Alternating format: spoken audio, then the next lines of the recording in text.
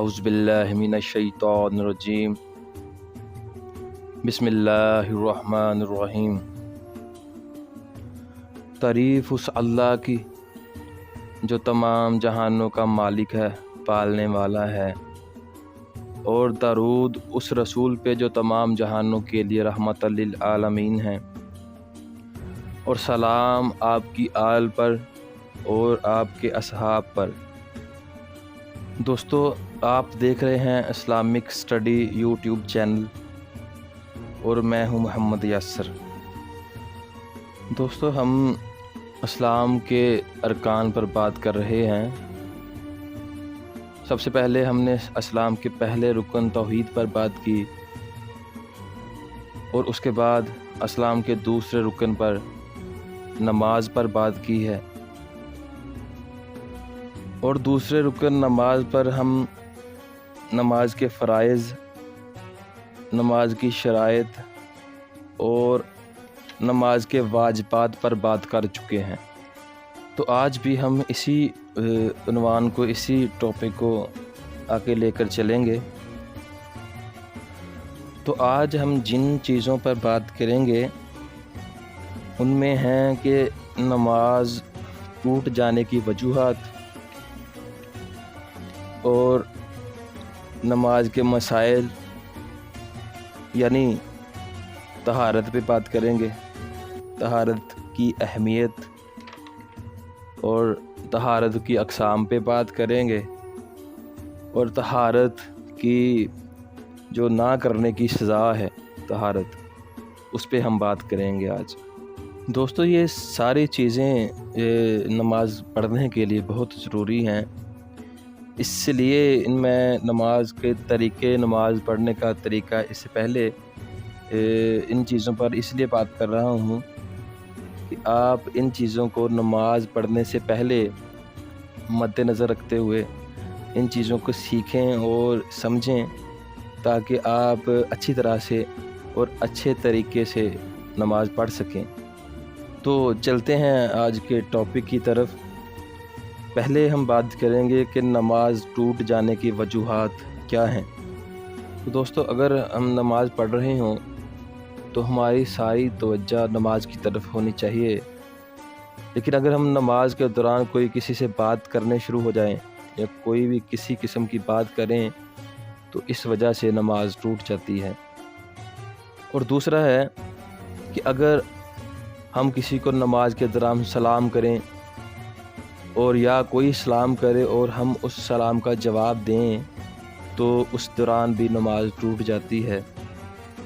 तो दोस्तों, जब हमें छींक आती है तो हम उसका जवाब देते हैं कि शुक्र अल्हम्दुलिल्लाह। तो अगर नमाज के दौरान छींक आए तो हम उसका जवाब दें, या कोई छींके तो हम उसका जवाब दें, तो उस दौरान भी नमाज टूट जाती है। दोस्तों, अगर जब हम नमाज़ पढ़ रहे होते हैं तो हमारी पूरी तवज्जो नमाज की तरफ ही होनी चाहिए। लेकिन हम नमाज के दौरान अगर कोई किसी किस्म की गैर ज़रूरी बात करते हैं, किसी किस्म की भी, तो उससे भी नमाज टूट जाती है। अगला है कि अगर हमें कोई भी किसी किस्म की तकलीफ़ है जिस्मानी, और उस दौरान हमें कोई पेन वगैरह होती है, तो अगर उस पेन की वजह से हम आह या उफ़ या तकलीफ़ की कोई भी रिएक्शन के तौर पे जो आवाज़ निकालते हैं, तो उसकी वजह से भी नमाज टूट जाती है। और जो नेक्स्ट है वो बहुत ज़्यादा ज़रूरी है समझने के लिए कि अगर हम नमाज में कोई ऐसा काम कर रहे हों, मिसाल के तौर पे कि हम कोई ऐसी हरकत कर रहे हों, तो हमें ख़ारिश वगैरह होती है, तो हम ख़ारिश दोनों हाथों से करना शुरू कर दें, या दोनों हाथ से कोई काम करना शुरू कर दें, तो और कोई देखने वाला ये समझे कि ये वैसे ही खड़ा है, नमाज नहीं पढ़ रहा, तो उस वजह से भी नमाज टूट जाती है। और आगे है कि नमाज में कुछ खाना पीना मना है।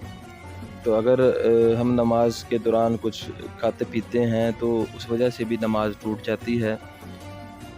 और उससे अगला है कि किबला की तरफ हम नमाज पढ़ रहे होते हैं, जो रुख हमारा होता है वो किबला की जानब होता है। तो अगर हमारा रुख किबला से हट जाए तो उस वजह से भी नमाज टूट जाती है। اور جب ہم امام کے پیچھے نماز پڑھ رہے ہوتے ہیں اور امام جو ہے وہ قرات کر رہا ہوتا ہے، تو جب وہ بھول جاتا ہے سورت پڑھتے پڑھتے کوئی قرآن پاک، تو ہم اس کو لقمہ دیتے ہیں۔ تو وہ لقمہ اگر امام کے علاوہ ہم کسی کو دیں، کسی اور کو دیں گے، تو اس کی وجہ سے بھی نماز ٹوٹ جاتی ہے۔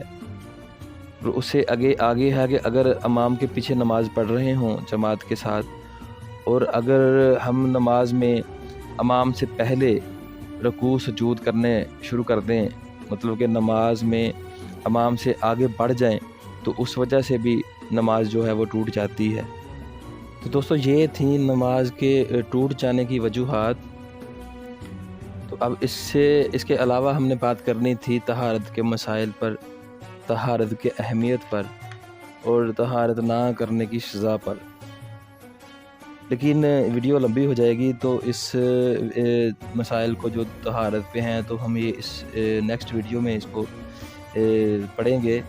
تو لیکن اب میں ایک اور ٹاپک پہ بات کرنا چاہتا ہوں، تو اس ٹاپک کا عنوان تو میں آپ کو بعد میں بتاتا ہوں، لیکن میں تھوڑا سا تعارف اس کا کروانا چاہوں گا۔ دوستو، آپ صلی اللہ علیہ وسلم نے فرمایا تھا کہ نماز میری آنکھوں کی ٹھنڈک ہے۔ اس کے علاوہ یہ بھی آپ صلی اللہ علیہ وسلم کا فرمان ہے کہ نماز دین کا ستون ہے، مطلب کہ دین جو ہے وہ نماز کے اوپر ایک پلر کے طور پہ نماز ہے جس پر دین کھڑا ہے۔ لیکن ہم لوگوں نے اس دین کو، اس نماز کو اتنا ایزی سمجھ لیا ہے کہ ہم اس کو اگنور کرتے ہیں اور اس کو اتنا بڑا اور اتنا ضروری مسئلہ نہیں سمجھتے۔ تو دوستو، نماز اتنی ضروری ہے کہ آپ صلی اللہ علیہ وسلم کا فرمان ہے کہ مرنے کے بعد قبر میں بھی سب سے پہلا جو سوال ہوگا وہ نماز پہ ہوگا، اور اگر کوئی مسلمان نماز پہ اپنا حساب کتاب اچھا طریقے سے دے لیتا ہے تو اس کے باقی حساب جو ہیں وہ آسان ہو جائیں گے۔ اور اس کے علاوہ آپ صلی اللہ علیہ وسلم نے اتنی پیاری بات ہمارے لیے کہی کہ نماز میری آنکھوں کی ٹھنڈک ہے، لیکن ہم نماز کو اتنا ایزی لے لیتے ہیں کہ ہمیں پڑھنا یا نہ پڑھنا، یا اس کو اگنور کرنا، یا اس کو بے ٹائمہ پڑھنا ہمیں اتنا یہ بڑا مسئلہ نہیں لگتا۔ تو اس وجہ سے ہم اس پہ بہانے بھی بہت سارے لگاتے ہیں۔ اگر کوئی مسلمان آپ کو اس کی دعوت دیتا ہے کہ چلے نماز پڑھنے چلتے ہیں، تو ہمارے پاس کے کافی سارے جو بہانے ہوتے ہیں کہ ہم نماز نہ پڑھنے کے۔ تو یہ ہمارا ٹاپک ہے، یہ جو میں جس پہ بات کرنا چاہوں گا وہ یہ ہے کہ نماز نہ پڑھنے کے خود ساختہ جو بہانے ہم نے بنائے ہوتے ہیں اس پہ ہم بات کریں گے۔ دوستو، نماز ہمارے لیے بہت ضروری ہے، اور اگر کوئی مسلمان نماز نہیں پڑھتا تو اللہ پاک اس سے بہت ناراض ہوتے ہیں۔ لیکن کوئی مسلمان جب نماز کا ٹائم ہوتا ہے محفل میں یا کوئی بازار میں، تو وہ کوئی دعوت دیتا ہے کہ چلو آئے نماز پڑھنے چلیں، تو ہم اس کے بہت سارے بہانے لگا دیتے ہیں۔ ان میں چیتا بہانے تو میں آپ کو بتا دیتا ہوں۔ بعض کا جب ہمیں کوئی دعوت دیتا ہے تو ہم اس کو کہہ دیتے ہیں کہ یار میرے کپڑے صاف نہیں ہیں، یا میرا موڈ نہیں ہے، یا ہم کہہ دیتے کہ میرا ٹائم نہیں لگتا۔ اور جو سب سے مشہور بہانہ ہے وہ ہم کہہ دیتے ہیں کہ یار آئندہ نماز میں شروع کروں گا، کل شروع کروں گا، یا آئندہ جمعے سے میں نماز شروع کروں گا۔ اور یہ خود ساختہ بہانے اتنے غیر ضروری ہوتے ہیں کہ جو ہمیں دعوت دیتا ہے نماز پڑھنے کی اس کو اگنور کرنے کے لیے ہی ہوتے ہیں۔ یا کہہ دیتے ہیں کہ یار میں کوشش کر رہا ہوں، آپ دعا کریں میرے لیے کہ اللہ مجھے توفیق دے۔ یا ہم کہہ دیتے ہیں کہ اسے اگنور کرنے کے لیے یار تم چلو میں آپ کے پیچھے ہی بس آتا ہوں۔ دوستو، ہم اپنے کام میں اور کاروبار میں اتنا بزی ہو گئے ہیں کہ ہمیں نماز پڑھنا بہت زیادہ مشکل لگتا ہے۔